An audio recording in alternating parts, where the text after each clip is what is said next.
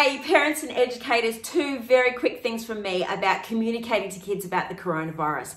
The first one is this: whatever we repeat, we're going to reinforce.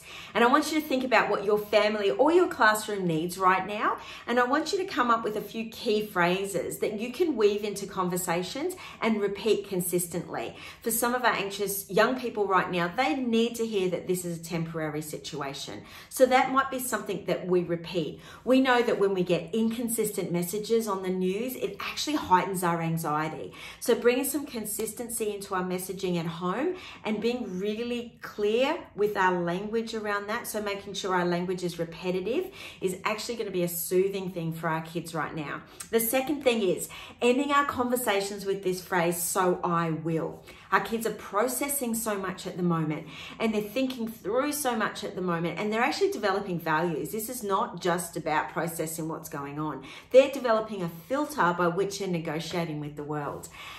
But we want to end those sometimes complex, sometimes intense and a little bit deep conversations with the words "so I will." It's practical, it's actionable, it's a positive takeaway. So it might be, "So I will wash my hands as soon as I come home," while singing happy birthday twice, 18-year-old boys. "So I will give grandma a phone call, once a week, so she knows that we're thinking of her." "So I will stay off my phone just a little bit more, because I'm finding when I'm on my phone, I'm a little bit more anxious. So I'm going to make sure that I discipline myself to do that." That's not very succinct, but bring it down a little bit. "So I will take responsibility for social distancing when I'm out, especially when I'm around the elderly. That's my responsibility." And so these "so I will" actionable takeaways are just so important for our kids to get their head around right now. And I think they leave things on quite a positive note because we can channel ourselves somewhere.